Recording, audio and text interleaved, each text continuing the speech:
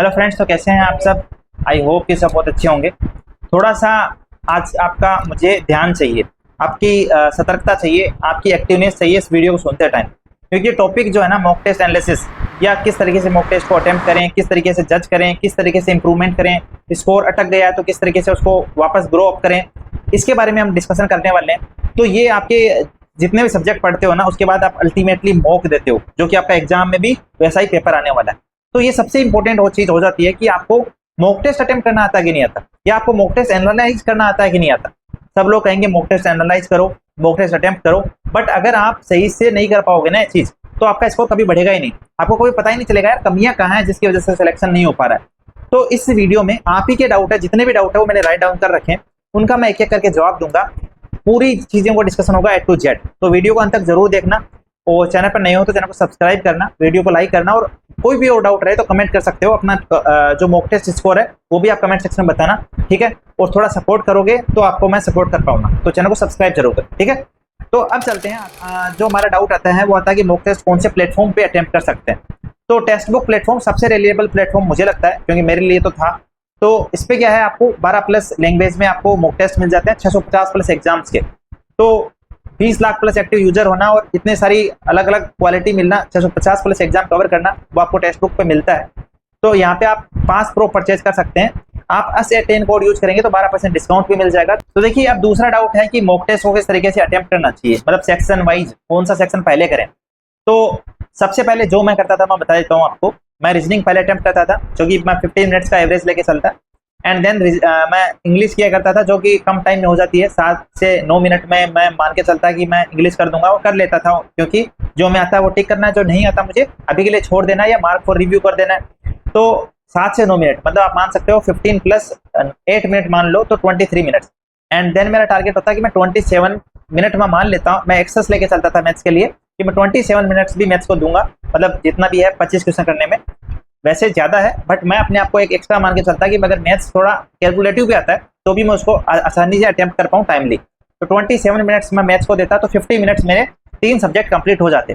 फिर मैं लास्ट के जो 5 मिनट हैं, मतलब 50 से 55 मिनट, उसमें मैं क्या करता था, जीके कर लेता 5 मिनट में, क्योंकि 25 क्वेश्चन है, आपको जो आता है वो टिक करना है, जो नहीं आता वो वैसे भी नहीं आता, और गेस या तुक्का लगाने से कोई मतलब नहीं है। और 55 मिनट में मेरा सारा पेपर खत्म, और इसमें मैं 90% क्वेश्चन अटेम्प्ट कर चुका होता था।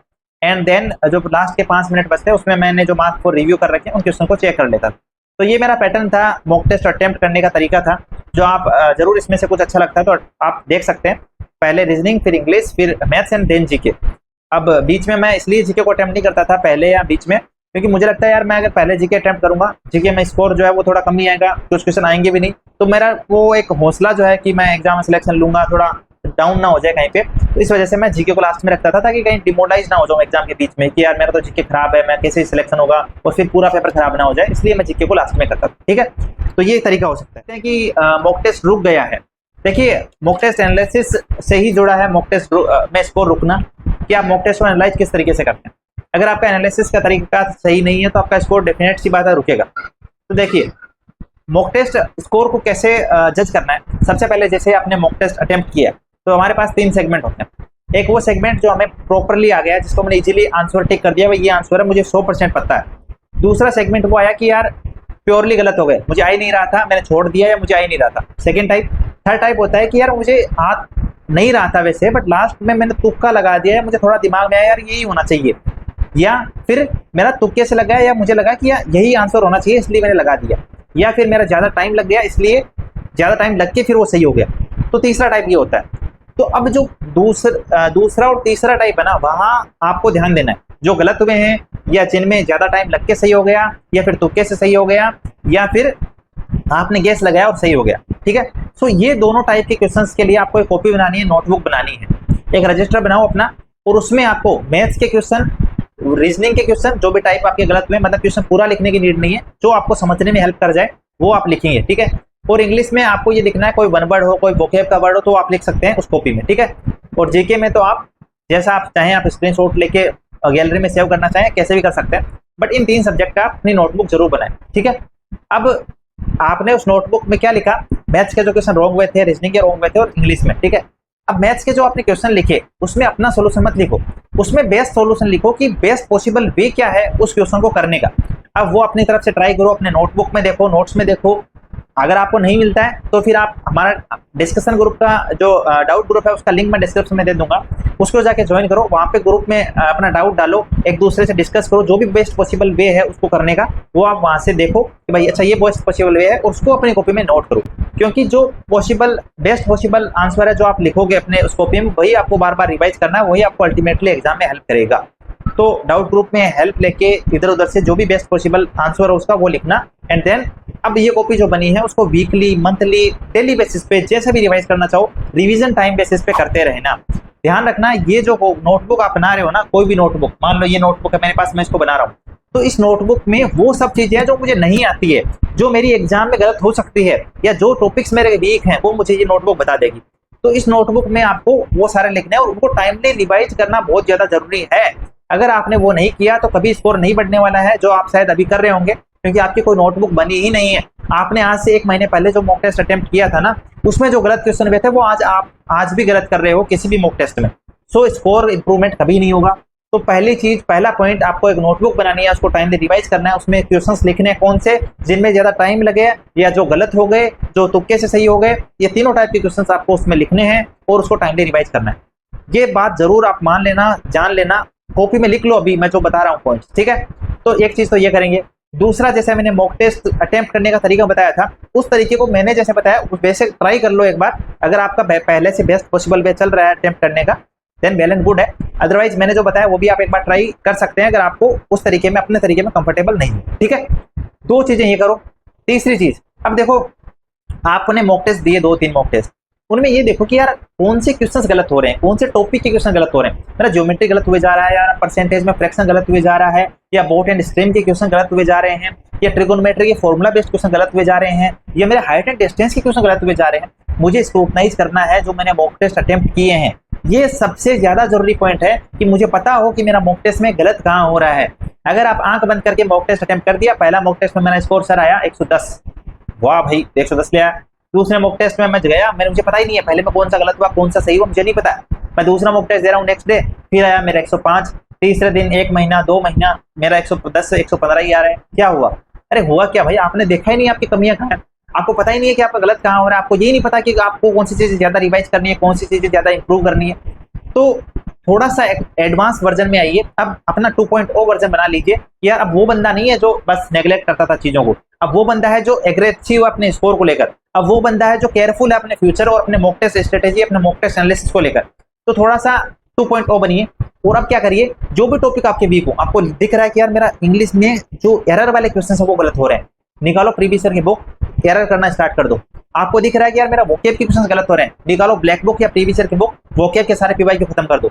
आपको दिख रहा है कि मेरा हाइट एंड डिस्टेंस के क्वेश्चन गलत हो रहे हैं, हाइट एंड डिस्टेंस टॉपिक अगर आपका नोट्स में नहीं, नोट्स बनाए उनसे रिवाइज करो। नहीं समझ में आ रहा तो फिर क्लास ले लो, 1-2 क्लास, छोटी क्लास आएगी यूट्यूब पे, क्रैश कोर्स नाम से कोई भी मिल जाएगी हाइट एंड डिस्टेंस की, अभिनय शर्मा सर की मिल जाएगी, आपको शुभम जैन सर की मिल जाएगी। एक क्लास देख लो, समझ में आ जाएंगे कंसेप्ट। फिर उसके बाद क्या करना, पीवाईक्यू लगाओ 50, 70, 80 उस टॉपिक के, देखना कैसे स्कोर इंप्रूव होता है। तो जो टॉपिक मुझे वीक दिखेंगे, जिनको मैं निकालूंगा भाई ये वीक टॉपिक है, उनके पीवाईक्यू लगाऊंगा, उनका रिवीजन करूंगा और फिर नेक्स्ट मॉक टेस्ट दूंगा, स्कोर जरूर बढ़ेगा ही बढ़ेगा। तो ये तीसरा पॉइंट है जो आपको पता होना चाहिए। तीनों पॉइंट जो मैंने बताए वो कॉपी में लिख रहे हो कि नहीं लिख रहे, लिख लेना भाई, है ना, सीरियस इश्यू है ये कोई आम आप इतना हल्के में मत लिया करो चीजों को, ठीक है। तो 3 चीजें। डाउट आता है कि डिमोरलाइज हो जाते हैं, मॉक टेस्ट देते हैं, मॉक टेस्ट स्कोर 70 आया, 80 आया, 90 आया, क्या करें ऐसे मॉक टेस्ट स्कोर का, कुछ समझ तो आ नहीं रहा। मतलब 70, 80, 90 स्कोर से मॉक टेस्ट देने का कोई फायदा सर? तो भाई सर का तो ये कहना है कि देखो फायदा ही फायदा है। मैं देखो एक पॉजिटिव थिंकिंग लेके जब आप तैयारी करोगे ना, आपका एनवायरनमेंट हमेशा पॉजिटिव रहेगा, आपको दिखेगा यार सिलेक्शन की तरफ मैं जा रहा हूँ। तो थिंकिंग ये होनी चाहिए ना यार कि मेरे 70 नंबर आ रहे हो या 90 नंबर आ रहे हो, मेरे कुछ आ तो रहे हैं, मुझे पता तो चल रहा है कि मैं कहाँ स्टैंड कर रहा हूँ, मुझे टाइम पे ये तो पता चल रहा है कि 1 महीने बाद मैं 90 पे आया हूँ, मुझे उसके बाद पता चल रहा है 1 महीने बाद मैं 100 पे आया हूँ। प्लस मुझे जो टॉपिक में पढ़ चुका हूँ या जो पढ़ रहा हूँ, उन टॉपिक को मैं सही तरीके से पढ़ रहा या नहीं पढ़ रहा, ये मुझे पीवाईक्यू सोल्व हो रहे हैं ना मॉक टेस्ट में, वो बता रहे हैं। वो बता रहे हैं कि जो तुमने पढ़ा है उसमें वो सही स्पीड से तू सोल्व कर पा रहा है कि नहीं कर पा रहा। वो ये मॉक टेस्ट आपको बता रहा है कि जो टॉपिक तूने कंप्लीट किए हैं, तूने इसको रिवाइज नहीं किया है, तूने उसमें ये कमी छोड़ी है, तो तेरा उसमें ये कंसेप्ट अभी भी वीक है। तो जो टॉपिक कंप्लीट हुए उनकी वीकनेस बता रहा है। प्लस मॉक टेस्ट आपको ये बता रहा है कि जो आगे आने वाले टॉपिक्स है ना, ये वाले टॉपिक है ट्रिगोनोमेट्री, अलजेब्रा, ज्योमेट्री, जो तूने अभी किए नहीं है और उनके क्वेश्चन बहुत सारे आते हैं और इस टाइप के क्वेश्चन आते हैं, वो आपको पता चलेगा। तो चीजें कई सारी पता चलेगी और आपको हेल्प करेगी आगे जो टॉपिक आप पढ़ोगे ना नए, उसमें भी आपको पता चलेगा भाई अच्छा मॉक टेस्ट में क्वेश्चन आया था, मतलब इंपॉर्टेंट है। तो आपको कंसेप्ट वाइज चीजें पता चलेगी भाई मॉक टेस्ट में ये चीजें एग्जाम में ये चीजें इंपॉर्टेंट है। तो फायदा है, चाहे 70 नंबर आए 90 नंबर आए, मॉक टेस्ट अटेम्प्ट करो, चाहे वीक में 2 मॉक टेस्ट अटेम्प्ट कर लो, कोई बिगिनर है तो। और अगर किसी का सिलेबस कंप्लीट हो गया है तो आपको अल्टरनेट डेज पे मॉक जरूर अटेम्प्ट करना चाहिए। और बाकी जो मैंने 3 चीजें बताई है वो चीजें ध्यान में रखते हुए। एक आपका डाउट आता है एक्यूरेसी अच्छी नहीं है। देखो एक्यूरेसी अच्छी इसलिए नहीं है क्योंकि हम तुक्के मारोगे, हमें लगता है कि तुक्के मारूंगा सही हो जाएगा। अगर आप लोग जैसे मान लो 100 क्वेश्चन है, आपको लगता है कि आप अभी 70 अटेम्प्ट करते हो, 60 अटेम्प्ट करते हो, तो ठीक है उतने ही करो, उससे ज्यादा एक्सेस तुक्के मत मारो। तुक्का तब लगाना है जब आपको लगे कि यार ये दो है ना ऑप्शन है जिसपे मैं एक पे लगाऊंगा तो सही हो सकता है या गलत हो सकता है, मतलब 50-50 वहां तुक्का लगा दो, बिना सोचे समझे तुक्का लगा दो, है ना। इतना भी प्रोटेक्टिव भी नहीं होना है कि मैं 2 ऑप्शन में कंफ्यूज हूँ फिर भी नहीं लगाया, और इतना वो भी नहीं होना है एकदम लिबरल कि यार लगा दो तुक्का, लास्ट टाइम बचा, लास्ट का 1 मिनट बचा है, मैंने 5 क्वेश्चन में तुक्के लगा दिए और उससे माइनस में चले गए मार्क्स। तो मॉक टेस्ट अगर आप एग्जाम की तरह अटेम्प्ट नहीं कर रहे हैं ना, मैं फिर कहूंगा अगर आप लास्ट के 5 मिनट में 10 मिनट में तुक्के लगा गए, सोच पूरे मॉक टेस्ट को खराब कर देते हो भाई, क्योंकि आपने उसको एग्जाम के तौर पे नहीं लिया है, आपको नहीं पता चला कि आपका एग्जाम स्कोर कितना आता अगर आप यही मॉक टेस्ट एग्जाम में अटेम्प्ट करते, एग्जाम हॉल में अटेम्प्ट करते। तो कभी भी ऐसा मत करो, हर मॉक टेस्ट को आपको एग्जाम की तरह ही अटेम्प्ट करना है, क्योंकि तभी आपको एक्चुअल में पता चलेगा कि आप एग्जाम के लहजे से कहाँ स्टैंड करते हो, ठीक है। तो ये चीज भी आप जरूर दें कि न्यू मॉक दें आप पीवाईक्यू दें। तो देखो न्यू मॉक तो अगर आपका सिलेबस कंप्लीट हो गया है तो 2, अदरवाइज आप केवल पीवाईक्यू मॉक दो, मतलब अगर आपका सिलेबस चल रहा है तो केवल आपको पीवाईक्यू देने हैं, वहीं से आपको न्यू मॉक में भी हेल्प मिलेगी, बट अभी केवल पीवाईक्यू दीजिए। अगर सिलेबस कंप्लीट हो चुका है तो आप न्यू और आपके पीवाईक्यू दोनों मिक्सचर, है ना, एक वीक में 3 पीवाईक्यू दे लिए, 2-3 न्यू मॉक दे लिए, इस तरीके से कर सकते हो, ठीक है। सो न्यू एंड मिक्सर चला सकते हो दोनों, ठीक है। तो ये चीज आपको समझ में आनी चाहिए। और एक लास्ट बात कर लेते हैं कि आपको मॉक टेस्ट में ये ध्यान रखना है कि जो मॉक टेस्ट है वो एक तरीका है, वो आपको एग्जाम नहीं है, वो आपका वो मॉक टेस्ट आपको बता रहा है कि भाई आपको एग्जाम में 60 मिनट में 100 क्वेश्चन करने हैं और ये ऐसे क्वेश्चन आएंगे, 25-25 के सेट आएंगे। तो कभी भी मॉक टेस्ट स्कोर से अपने आप को जज मत करो। मॉक टेस्ट केवल आपको एग्जाम का तरीका बता रहा है कि एग्जाम इस टाइम में इतने इतने क्वेश्चन करने होते हैं। वो हो सकता है इरेलीवेंट हो सकता है, वो रेलिवेंट हो सकता है, या हो सकता है उसमें इंग्लिश का जो स्कोप है, मतलब इंग्लिश का जो कुछ क्वेश्चन है वो इरेलीवेंट डाल दिए या मैथ्स के इरेलीवेंट डाल दिए। तो कभी भी उसके बेस पे अपने आप को जज मत करो कि मेरी इंग्लिश वीक है या ये वीक है ना। कभी भी डिमोरलाइज नहीं होना, मेरे कहने का मतलब ये। आपको ये देखना है कि जो एग्जाम में क्वेश्चन मतलब जो मॉक टेस्ट में क्वेश्चन आए हैं उसमें अगर इरेलीवेंसी है तो वो आपको स्किप कर देनी है, वो नहीं देखना है। लाइक आपका कोई क्वेश्चन आ गया और जो क्वेश्चन आपके कंसेप्ट में कहीं नहीं है, आपने कभी देखा ही नहीं है वैसा क्वेश्चन पीवाईक्यू बुक में और आपकी नोटबुक में है जो आपने नोट्स बनाए हैं और आपको पहली बार वहां दिख गया, ठीक है, आगे होगा उन्होंने डाल दिया कि आपको एग्जाम के लिए तैयार कर रहे हैं कि भाई कुछ इरेलीवेंट आ जाए तो आप कैसे हैंडल करोगे, तो बस वो उसके लिए उसको आप स्किप कर सकते हो। तो आपको पीवाईक्यू का नॉलेज होना चाहिए। तो जब भी आपको कोई टॉपिक में गलतियां दिखे, आपको लग रहा है कि ये टॉपिक मेरा बार बार वीक है या गलत हो रहा है, उसके रिवीजन कर लो उस टॉपिक का, उसके पीवाईक्यू कंप्लीट कर लो और फिर डायरेक्टली पॉजिटिविटी के साथ मॉक टेस्ट अटेम्प्ट करो। तो आई होप कि आपको काफी चीजें सीखने को मिली होगी, आप इंप्लीमेंट करेंगे चीजों को और बेहतर तरीके से अपना स्कोर और बढ़ाने की कोशिश करेंगे। आपका अगर अब भी कोई डाउट है तो आप कमेंट सेक्शन में बताइए, आई विल रिप्लाई। और जाते जाते चैनल को सब्सक्राइब जरूर करके जाइएगा, वीडियो को लाइक जरूर करें, निवेदन है आपसे। और मिलते हैं नेक्स्ट वीडियो के साथ। आपकी कोई डिमांड हो नेक्स्ट वीडियो के लिए तो आप कमेंट सेक्शन में बता सकते हैं। तो पढ़ते रहिए, आगे बढ़ते रहिए। जय हिंद, जय भारत।